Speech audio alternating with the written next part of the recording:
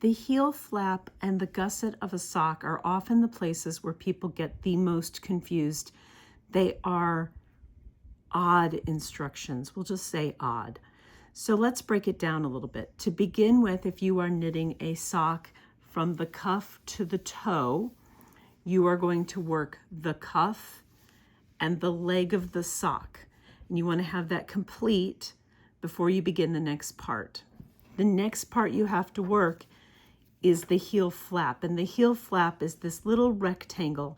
It can have a heel stitch back here.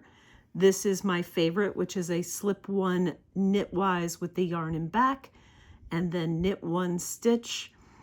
And there are many different kinds of heel flaps. You can experiment with it, but just keep in mind different stitches will give you different heights of a heel flap for the same number of rows. So make sure that you are making your heel flap the depth you need it to be. In this video, I will be talking about a standard slip one, knit one heel stitch. Now that you've got your sock ready to put the heel flap in, the next step is to make sure you have it divided exactly in half. So I'm doing mine on magic loop. It doesn't matter how you do it. If you have two circs, again, exactly in half. If you're working with double points, I would suggest that you put 1/2 of all of the stitches onto one double pointed needle for the heel flap, and then divide the instep or the top of the foot onto two different double pointed needles so you can get your fingers in here. Once you are positive you have 1/2 of your stitches here, then you're going to begin following the heel stitch pattern. Again, I like the slip one, knit one heel stitch pattern. Whichever one you like is up to you, but in these instructions, that's what we're doing. To begin the row, you always slip one. I like to slip the very first one purlwise because later I have to come back and pick up stitches for the gusset. If I slip it as if to knit, it's a little bit tighter and a little bit harder to get into there. So slip one and then knit the next stitch. From here on, all the way across the row, I'm going to slip one as if to knit with the yarn in back and knit one. Slip one, knit one. In this heel stitch pattern, you are always slipping the same stitches and always knitting the same stitches, and that gives you what looks like a rib down the back of the heel. It's reinforcing. It helps bring the heel in so that it pulls up against the back of your heel, and it also helps prevent wearing the sock out in that particular area, which can be a wear point for hand knitted socks. When you get to the end of the row, you should end this with a knit one. If you do not end with a knit one, you have either made a mistake or you did not have 1/2 of your stitches come out to be an even number. And it really works best if you have an even number. If that meant that you had to have 2 fewer stitches here and 2 more stitches here, that wouldn't be a big problem. It doesn't stop anything from working. Just make sure you have an even number of stitches on your heel flap. We'll worry about the instep later. Having done slip knit, slip knit, slip knit, we're going to turn around and we're going to work back across the same stitches we just slip knitted across. We begin by slipping the first stitch as if to purl with the yarn in front because this is a purl row. And then we purl all of the stitches across the same needle. So if you had 60 stitches on your sock, you would slip one and purl 29. At this point, you have learned both rows, and you just alternate a knit row and a purl row, a knit row and a purl row, until you have achieved the height of the heel flap you need. One of the handy hints about this heel stitch pattern is that usually speaking, If you have 30 stitches, you will have 30 rows. If you have 32 stitches for a 64 stitch sock, you would have 32 rows. You have to be careful in counting them, or you have to learn some tricks for counting them, which once we get a little bit more of a heel flap, I will show you before we go on to turning the heel. So you're going to continue repeating slip knit, slip knit, slip knit, slip knit, turn it over, slip one, and purl back across these same stitches, creating a rectangle that hangs off the tube that is the leg of your sock. When you get there, come back and we'll turn the heel. Now that you have your heel flap complete, it's time to begin the heel turn. You'll know you have your heel flap complete when either you have the depth from the dividing row, which would be here, that the pattern indicates, or you've done the number of rows that it wants you to do. One of the ways you can check them is if you look, let me zoom in. If you look at the back side of this, where you slipped, you have these little floats. There they go, little floats. And if you take a spare double-pointed needle and run it underneath these little floats all the way up,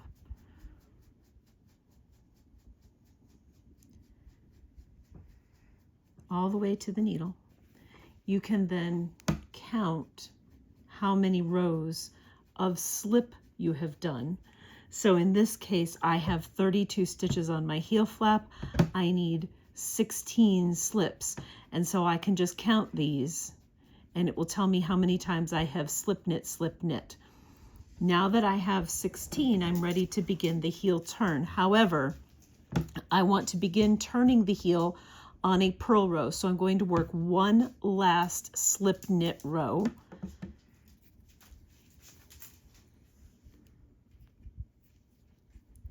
And then I'm going to need a stitch marker, and I'm going to place a stitch marker in the middle of my heel flap on the needles. This is because the entire heel turn is centered on the middle of the back of the heel. So if you don't mark it, it's really easy to get off track. So find yourself one of those safety pin type stitch markers that you can just slip in where you need it to be. And then before you begin the next row, count and find the middle. So I have 32 stitches on my heel flap, which means I need 16, 2, 4, 6, 8, 10, 12, 14, 16. There is the middle of my heel flap. So I can slide a stitch marker in right there. And then I'm ready to begin turning the heel. So the heel turn is this little triangle wedge right in here. And it's what takes the tube that is the leg of your sock and the square that is the heel flap and shapes it to cup the back of your heel. To do this, these instructions look very strange. And I tell everybody it's an act of faith. You just have to trust that the word is true and follow it. But what you're doing is you're working just past center, working a decrease and one more stitch. And then you turn around and you come back across the stitches you have just worked to the other side, equally distant from the center marker, and you work a decrease and you purl one. And then you come back and you work just past and you do another decrease and a knit one. And you come back and forth and back and forth and back and forth. And when you are finished, you have narrowed the number of stitches that you have on your needle, and you have created this little cup shape that pulls in against the back of your heel. So you mark the center of the heel flap. I continue the slip stitch. Well, I'm all tangled up here. Excellent. Okay.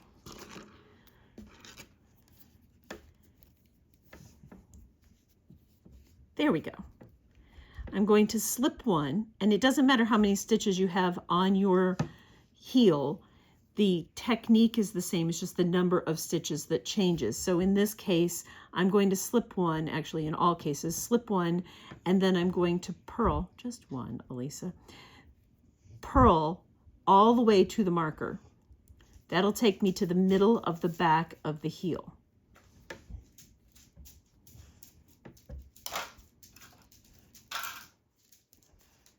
Sorry for the restless dog in the background. He will not settle down today. Now that I've gotten to the center of the back of my heel, I can begin my heel turn. I'm going to leave this marker in here because it kind of helps me keep my orientation. But I'm going to purl 1 stitch past center. And then I'm going to purl the next 2 stitches together and purl 1 stitch beyond that. So I have 3 stitches beyond my stitch marker. All the rest of these stitches that remain to the left are just waiting. I will get to them as I finish my heel. So now I'm going to turn it around and I'm going to begin a knit row. I'm going to slip the first stitch purlwise with the yarn in back. I'm going to knit to the marker. That was 2 stitches. I'm going to knit 1 past the stitch marker, and then I'm going to SSK and knit 1.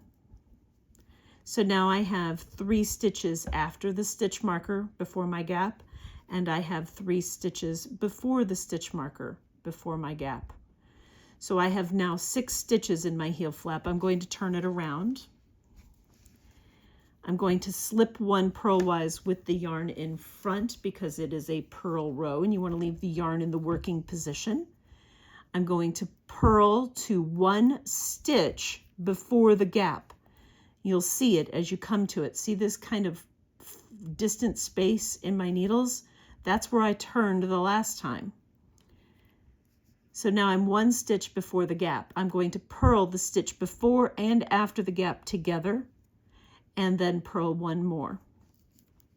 If I look at it, that should have added 2 stitches to this side of the stitch marker. Now I'm going to go back, excuse me, it added 1 stitch. I can count 1 stitch to this side of the stitch marker. So now I'm going to slip 1 purlwise with the yarn in back because it is a knit row, and I'm going to knit to 1 stitch before the gap, which will be on the other side of my stitch marker. There it is. There's my gap. I'm going to SSK. That closes up that gap. And I'm going to knit 1 more. All of these stitches remain back here just waiting, and I've got another number of them over here to the right just waiting. These numbers will only be the same every other row. So since we started with a purl row, when we finish a knit row, they should be the same number of stitches waiting out here as there is over here.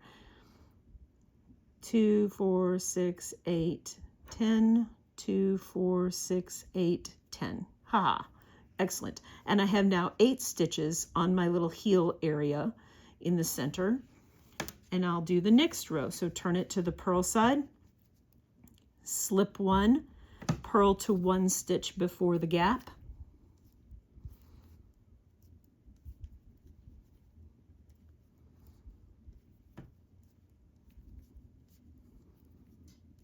I've got my gap right here. I'm going to purl those 2 together, and then I'm going to purl 1 stitch before the marker, or before the turn. So now I have 5 stitches on this side of the marker. I'm going to turn it over, and I'm going to do the knit side. Slip 1, knit to 1 stitch before the gap. And if the stitch marker is driving you crazy, you can get rid of it, but I like to leave it because it helps me find where I want to establish the new beginning of the round once I go back to working in the round. I've got my gap. I'm going to SSK and knit 1. And you're going to continue working back and forth, incorporating 2 more stitches from each side of the gap after every turn until you have used them all up. And I'll come back and show you what to do next. Depending on the number of stitches that you started with in your heel flap, you will either have 2 stitches left at the end of your last 2 rows, or you will have just 1 stitch.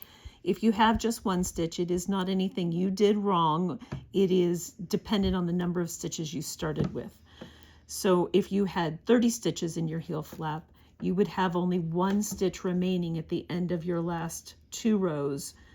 And if you had 32 stitches, you would have 2 stitches remaining. It's just a numbers thing. So when you get to the end of the last 2 rows, you finish them as best you can. So if you had 30 stitches, you would end with purl 2 together and then turn and go back the other way and just SSK at the end. On this one, I have 2 stitches left, so I can SSK and knit 1. At this point, you have reduced the number of stitches on your heel needle. Again, that will be dependent upon the number of stitches that you started with. I have 18 stitches left. It just, again, is the number that you started with. But if you look at the edge of your heel flap, that slipped stitch that rides along the edge is what we're going to use to pick up for the gusset. The gusset is this little triangle area right in here that helps take it from the widest point that you need to get around the bend of your foot back down to the narrow part that is the foot towards the toe. And so you want to begin by working up this side of the heel flap and then across the foot and back down this side of the heel flap, just like this. These slip stitches like to roll towards the slip side of your sock. So you have to take your fingers and really roll them out. And you're going to pick up and knit 1 stitch in each of the slip stitches along that edge. The first one is this big one, really close to the tip of your needle. It's going to be right here. And you go in and you knit and you pull it back through. That's 1 stitch. The next one is this next slip stitch. You want to pick up both legs of the slip stitch, you knit it, and you pull the new loop back through. That takes a little bit of practice to do. It's not necessarily easy. So if you need a crochet hook to catch that and pull it back through, I would use a smaller crochet hook, something that's like a size D or smaller. But you're going to pick up and knit 1 stitch in each of these slipped stitches all the way along this heel flap edge towards the point where you started working the heel flap and left the stitches for the instep waiting. When you get to that gap, there's going to be a gap. There's, again, nothing you did wrong. It's just a characteristic of knitted fabric. When you force it to change directions, it leaves a little gap. It's going to occur right between the heel flap and the instep. And naturally, in this example, it's going to turn out to be in the black yarn, which makes it so much easier. Not. But I have picked up and knitted 1 stitch in each slip stitch down the edge of my gusset. And then I have this gap, and it creates a little hole at the turn of your sock.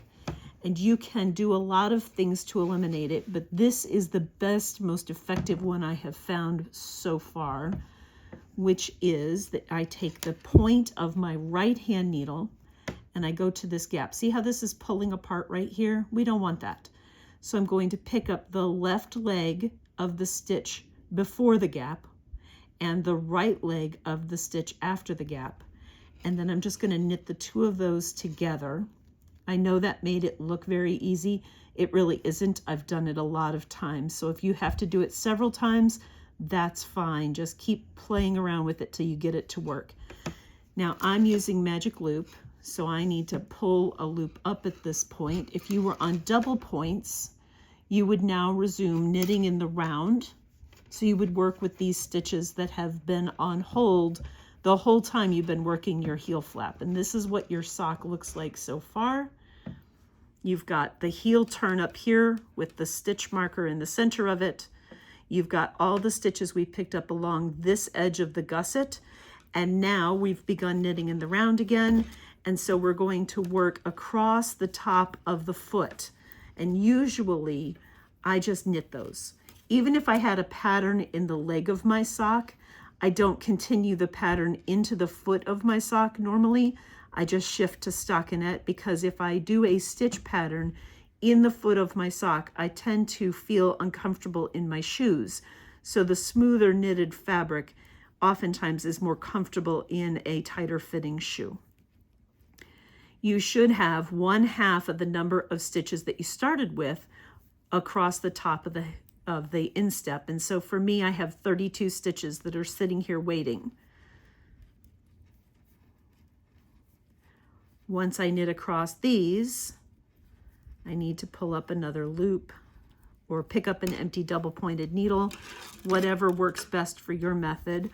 However, I need to pull some loop up here and then pull a little bit of a loop out here. So I make it almost like Mickey Mouse ears out here. That's what you have to do for magic loop. And then I have to do everything in reverse order from the other side. So I have the gap first. So I'm going to pick up the stitch to the right of the gap, the left leg of the stitch to the right, and the right leg of the stitch to the left. And I'm going to knit those two things together. That closes up my gap. And then I'm going to start right here in the very, very, very first slipped stitch, which is right here. And I'm going to pick up and knit all the way down along the slip stitch. And remember that slip stitch edge wants to curl in towards the slip stitches. So you have to use your fingers to roll it out and hold it flat. Make sure that you are getting underneath both legs of the stitch as you pick up and knit. And before you finish your heel flap, you want to make sure that the number of stitches that you picked up, including the one in the gap, on both sides is the same. So you would want to count and make sure that you haven't missed one.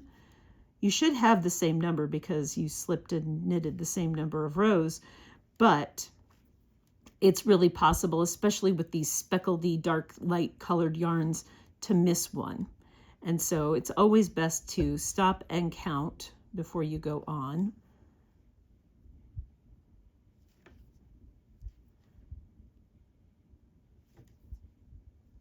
And my last one should go right in here, right up next to the needles. And if we look at it, we should be back in the round. And now I have the stitches from the heel turn, the stitches up this side of the gusset, the instep stitches, and the stitches down this side of the gusset. I am once again knitting in the round.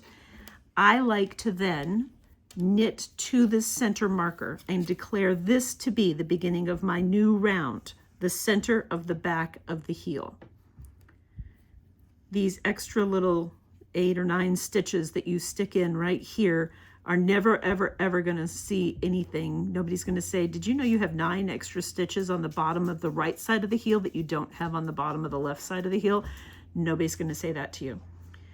But to me, this makes a really great beginning point. Now you have to work the first round of the gusset. All of these stitches that we picked up along this edge, if you just knit them normally, they tend to be kind of loose and I don't know, they kind of give you a perforated look on the edge of your sock that I don't like. So you knit these first stitches that were the heel turn. In my case, there are 9 of them. Knit to the gusset right there. Now these are the stitches that I picked up and knitted, and what I'm going to do to them is, as I work across them this first time, I'm going to knit them through the back loop. It gives them a little tiny half twist, tightens them up just a tiny little bit, and honestly, nobody notices the twisted stitch row, but oftentimes people will notice a loose row. So I tend to operate with the premise that the twisted stitch is less visible. and I'm going to knit through the back loops until I get to 3 stitches left on this needle. And it's a little bit tight right here when you do magic loop, just because everything's all kind of jammed together. But these are my last 3 stitches here on the heel needle, and I'm going to knit these 2 together and knit 1. So then if we look at it, we have the beginning of the round here. I've come along here. This is the dividing point from the top of the foot to the heel. And so my decreases are going to happen here and here on the heel. We never decrease the top of the foot. So now I'm just going to knit across the top of the foot.